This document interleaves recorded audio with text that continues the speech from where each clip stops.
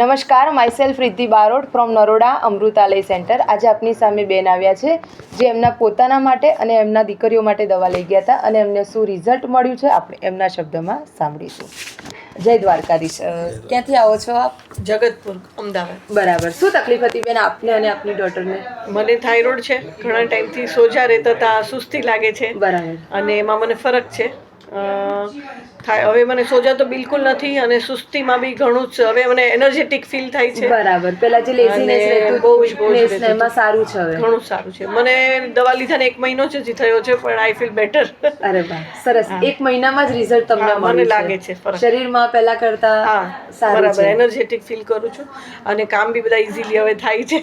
પહેલા નતા કરી શકતા. શું તકલીફ પડતી બેન એના લીધે તમને? સુસ્તી લાગે એટલે તમને દિવસમાં બધા જ કામમાં લેથર્જિક ફીલ થાય ને એમાં એની બદલે તમે હવે ઇન્વોલ્વમેન્ટ વધે, તમારું દેખાય, ખ્યાલ આવે.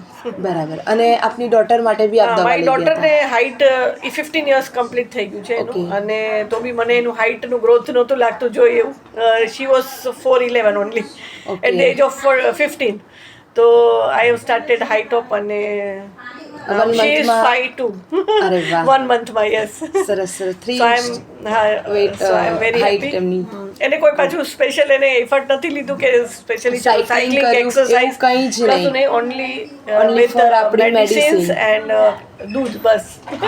દૂધ બિલકુલ નહોતી પીતી, જે એને સ્ટાર્ટ કર્યું છે હવે. તો બસ 2 જ વસ્તુથી એની હાઈટમાં હાજી, આપણી ટેબ્લેટ પણ દૂધ સાથે આપણે એનું પોતાનું prepare કરીએ કોન્ફિડન્સ છીએ. લેવલ એટલે સારું થયું. એને પોતે આ વખતે સામેથી કીધું ના અમારી દવા લઈ આવજો. અરે વાહ. પહેલા એ મેડિસિન લે ના પાડે કે મારે કઈ દવા નથી લીધી.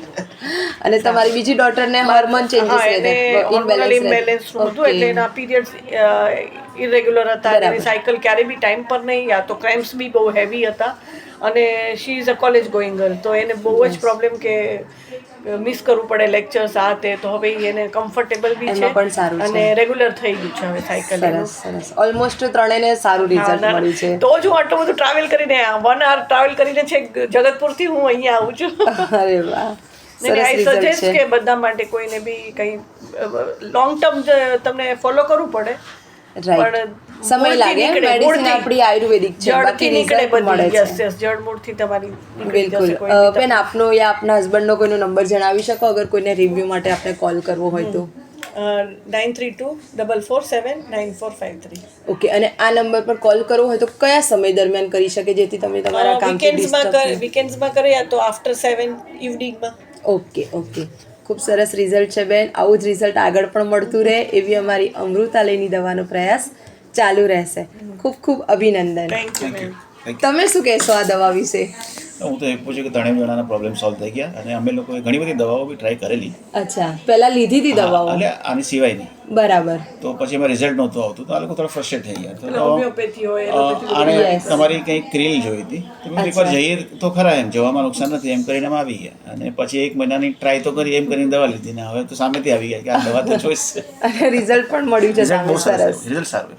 સરસ. આટલું એક્સપેક્ટ નહોતું કર્યું કે આટલું રિઝલ્ટ જલ્દી અને સાથે વેઇટ લોસ બી થયું છે મારું. અચ્છા, વેઇટ બી આપનું લોસ થયું વેઇટ છે. લોસ બી સારું થાય છે. સરસ સરસ.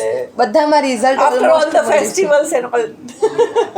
ફેસ્ટિવલમાં તમે બધું ખાનપાન લીધું તોય વજન વધ્યું નથી, ઉલટું થોડું ડિક્રીઝ થયું છે. સરસ સરસ. ખૂબ સરસ રિઝલ્ટ છે. ખૂબ ખૂબ અભિનંદન. જય દ્વારકાધીશ. જય દ્વારકા.